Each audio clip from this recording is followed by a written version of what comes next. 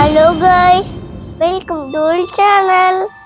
இஃப்தாருக்கான ரெசிபியில இன்னைக்கு ஒரு வாட்டி நாங்க கால்பட்டினம் பீச் போயிருந்தப்ப கறிக்கஞ்சியும் வாடாவும் சாப்பிட்டோம். ஆனா இப்பதான் அது எப்படி பண்றதுன்னு செஞ்சு பார்த்து தெரிஞ்சுக்கிட்டேன். சாஃப்டான கால்பட்டினம் சோத்து வாடா எப்படி பண்றதுன்னு பார்க்கலாமா? பட் அதுக்கு முன்னாடி நம்ம சேனலை சப்ஸ்கிரைப் பண்ணிக்கோங்க. இதுக்காக நான் சஹர்ல மிஞ்சின பழைய சாதம் 3 கப் எடுத்திருக்கேன். இதை அப்படியே மிக்சியில சேர்த்து அடிச்சு எடுத்துக்கோங்க. இது கூட 1 கப் அளவுக்கு ரவை, அப்புறமா தேவையான அளவு உப்பு. சோத்துல உப்பு போட்டிருந்தா குறைவா சேர்த்துக்கோங்க. எல்லாம் சேர்த்து நல்லா பிசைஞ்சு விட்டுக்கோங்க. ரொம்ப இளகலா இருந்தா கொஞ்சம் கூட ரவை சேர்த்து பிசைஞ்சு மூடி 1 hour ஊற விட்டுருங்க. அடுத்ததா இதுக்கு கீரை பொடி சேர்ப்பாங்க. அதுக்கு 5 வத்தல் மிளகாய், 1 டீஸ்பூன் சோம்பு, 1 டீஸ்பூன் ஜீரகம் சேர்த்து நல்லா வறுத்து மிக்சியில சேர்த்து கொரகொரப்பா பொடிச்சு எடுத்துக்கோங்க. 100 கிராம் அளவுக்கு ப்ரான்ஸ் எடுத்து அதில் 1/2 டீஸ்பூன் மிளகாய் தூள், 1/2 டீஸ்பூன் மஞ்சள் தூள், 1/2 டீஸ்பூன் உப்பு சேர்த்து நல்லா கலந்து விட்டுக்கோங்க.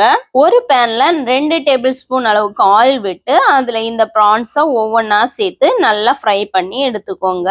சேம் பேன்ல 4 டேபிள் ஸ்பூன் அளவு ஆயில் விட்டு அதில் மீடியம் சைஸ் வெங்காயம் 2 சாப் பண்ணி சேர்த்துக்கோங்க.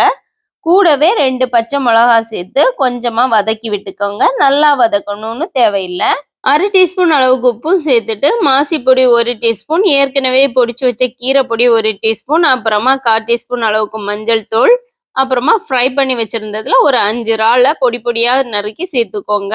இப்ப ஸ்டவ் ஆஃப் பண்ணிட்டு 2 டேபிள் ஸ்பூன் அளவுக்கு தேங்காய் துருவலும் சேர்த்து கலந்து விட்டுக்கோங்க. இப்போ 1 hour ஊற வச்ச மாவுல 1/4 டீஸ்பூன் அளவுக்கு பேக்கிங் சோடாவும் 2 டேபிள் ஸ்பூன் அளவுக்கு தேங்காயும் சேர்த்து பிசைஞ்சு விட்டுக்கோங்க.